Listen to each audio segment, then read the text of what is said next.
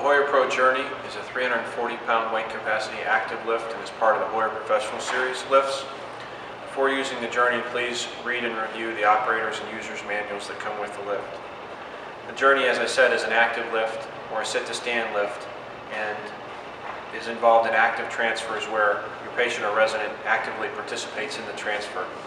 Before using the lift, please ensure that your resident or patient has three qualifications, those being that they bear weight, which means they have at least one leg and bear at least 10% body weight. They have trunk strength, which is easily indicated by sitting them up at the edge of the bed, and if we take our hands away from them, they sag over or fall over. If they do that, they're not a good candidate. And lastly, that they participate in the transfer. For those patients or residents who can't hold on to the grips but still participate, or for those who are weak on one side or the other but still participate, this is a very great lift for increasing their dignity and quality of life. For those who do not participate in the lift, this is not necessarily the right product to use. Now, the Journey has a 340-pound weight capacity, as I said, and is operated from hand control for raising and lowering, and for opening and closing the base by foot pedal. And you can see the ergonomics are still maintained with that foot pedal because I'm still keeping my spine neutral and standing behind the lift instead of using a spreader bar or any other mechanism. Below the remote, we've got a battery, and with the Journey, you'll get two batteries with the lift and a charger. So one battery will be on the lift and one will be on a charger to give you continuous use of the lift. Below the battery is our emergency stop with a big red button. And the emergency stop button is used in two instances. One, we push it in if there is an emergency or something we need to immediately correct during the lift.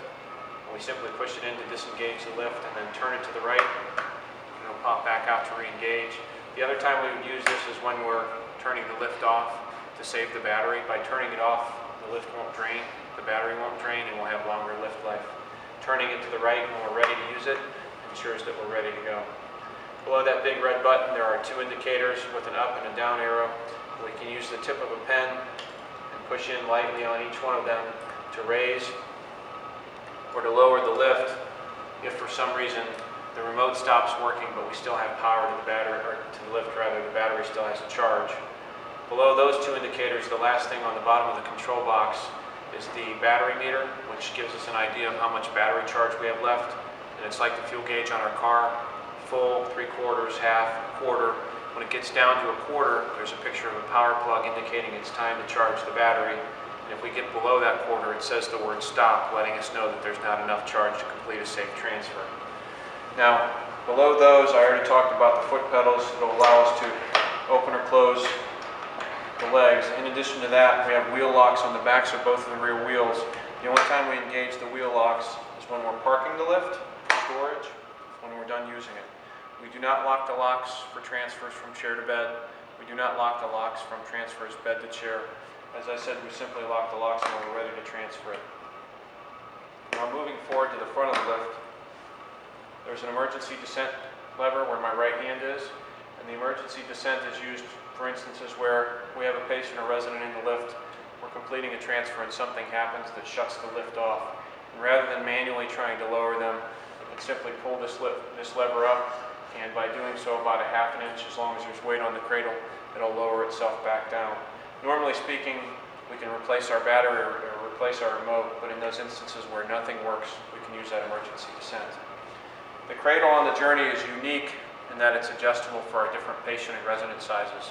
As you can see, I've got a red, a yellow, and a green indicator, along with the S for small, M for medium, and L for large. And what I can do with this cradle is I can adjust the height to fit my patient or resident's needs. For the majority of our folks, the medium is going to be a good position, but for those who are a little bit smaller of stature, we can lower it to the red for small to give us more transfer ability with that resident or patient. And for those that are a little bit taller or larger, we can move it to the large position, again doing the same thing. And what I'm doing simply is pulling back on the adjustment lever, and then with my left hand I'm adjusting the cradle to where I need it. Moving to the front of the cradle, we've got gates or retainer clips for the sling. This is where the loops of the sling go, and the gates keep the sling in place when it's not got any slack on it. Hand grips on both sides for the resident or patient to use.